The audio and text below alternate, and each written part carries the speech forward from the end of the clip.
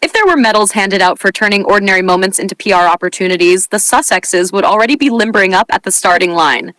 Because apparently, the latest attempt at seeming relatable is this. They sat on the floor. Yes, the floor. Quick, notify the Nobel Committee. Right on schedule.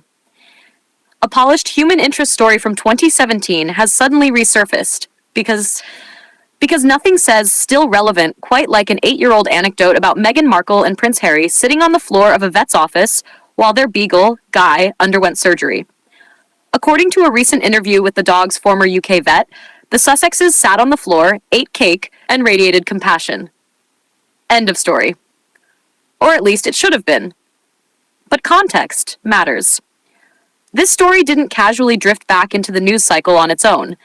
It appeared almost immediately after photos emerged of Lady Louise Windsor sitting on the floor of a crowded train, quietly minding her business, doing university work, sipping tea, and showing no concern whatsoever for the trappings of privilege. This release, no nostalgia push, no anonymous sources whispering to the media, just vibes.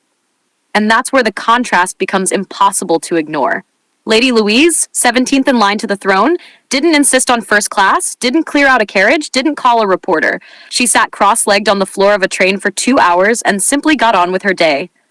The public reaction? Genuine warmth. Because authenticity lands differently when it isn't backed by a PR alarm. Meanwhile, over in Sussex territory, we're encouraged to clap for a story in which a dog was flown from Canada to the UK for surgery, while its owners smiled for photos inside a vet hospital. Sitting on the floor is framed as the emotional mic drop moment here, not the transatlantic journey, not the carefully timed resurfacing of the story. Just the floor. And let's be honest, this all feels very familiar. Remember when Prince Louis lost a tooth and, almost instantly, Archie's tooth was suddenly loose as well? Or how relatable royal moments seem to appear right on cue whenever the Wales family receives positive press. This isn't coincidence, it's choreography. What really sharpens the comparison is the history. Lady Louise was once 8th in line to the throne, the same spot Harry and Meghan's daughter currently occupies.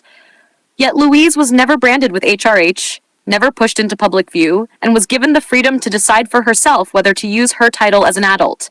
She chose normality. Privacy. Substance. Now compare that with the Sussex playbook. Maximum use of titles, maximum security demands, maximum exposure, all while insisting they want out. You can't have it both ways. Pick a lane. And this is exactly why public sentiment is starting to shift. Edward and Sophie raised grounded, capable children who understand duty without needing constant attention. Lady Louise doesn't need a clapback because she isn't in competition. She's simply living, and that's the point. You can't out-PR someone who isn't playing the game. So no, sitting on the floor of a vet's office 8 years ago isn't the flex it's being marketed as. Especially when another royal did the exact same thing last week, without a media cycle, without a nostalgia tour, and without trying to one-up anyone. One sat on the floor and carried on. The other is still waiting for applause.